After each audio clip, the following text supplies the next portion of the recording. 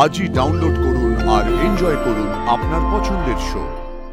ভবিতব্য আমাদেরকে এক করেছিল, সেই ভবিতব্য যদি আমাদেরকে আলাদা করে দেয় তাহলে হাজার চেষ্টা করেও আমি সেটাকে আটকাতে পারবো। সবটা বাক্যের উপর ছেড়ে দিয়ে বসে থাকবি তুই? না তো, তাহলে কি করবি এখন? আপাতত অন্য জায়গায় চাকরির ব্যবস্থা করবো। আমার তো কিছু করার নেই রুম্পা, আমি এটা মেনে নিয়েছি। তুই এই নিয়ে আর ভাবিস না। বললেই হলো, এত ভাবিস না। আরে আমি তোর আর আর্য সাইডের প্রেমের প্রথম থেকেই সাক্ষী। আমার এটা ভালো লাগা মন্দ লাগা ব্যাপার আছে তো নাকি?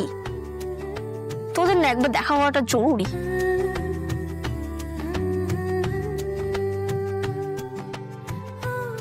আমি আর ওনার সাথে দেখা করবো না।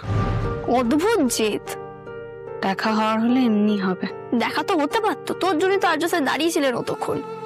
তাতে লাভ কি? এতদিনেও যখন উনি ওনার মনের কথাটা আমাকে বলতে পারলেন না, তখন দেখা হলেও যে বলবে তার তো কোনো মানে নেই না? হয়তো আজকে বলতেন। জরুরি কিছু না বলার থাকলে এতক্ষণ দাঁড়িয়ে থাকতেন কি? ওভাবে চলেও যেতে পারতেন না। আরে যা হলো তারপর উনি কিভাবে এইসব বলবে? তাহলে এখন আমি যা করার করবো। মেসেজ এলো? আরে দেখ, আর্য সাইডে মেসেজ হবে। আমার একটা চাকরির অফার এসেছে, কালকে ইন্টারভিউ। কালকেই?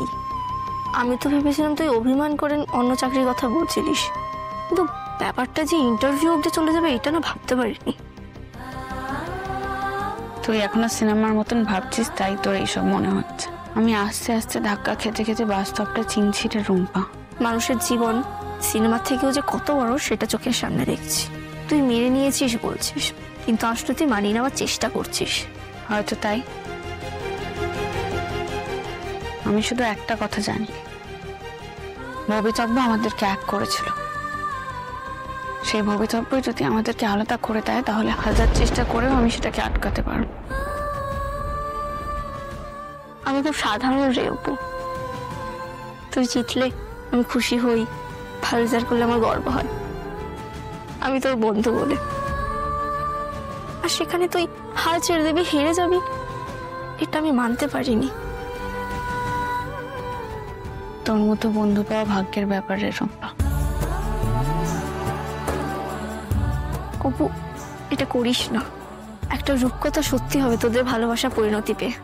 আমি তো কোনোদিনও ভাবতেও পারতাম না এত বড় বয়সে একজনের সাথে আমাদের বয়সী কারো একটা প্রেম হবে।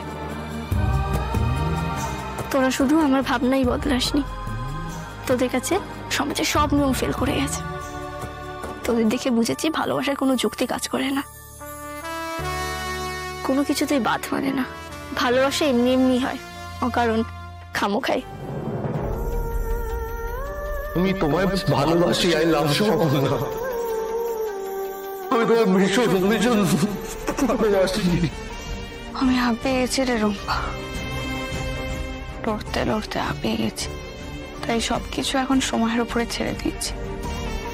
আমি থাকি বা না থাকি, আর্য স্যার যেন ভালো থাকে,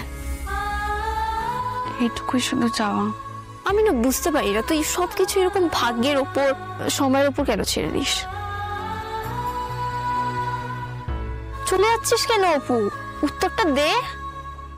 না না, এভাবে অপু ছেড়ে দিলেও আমি পারবো না, কিছু একটা করতেই হবে।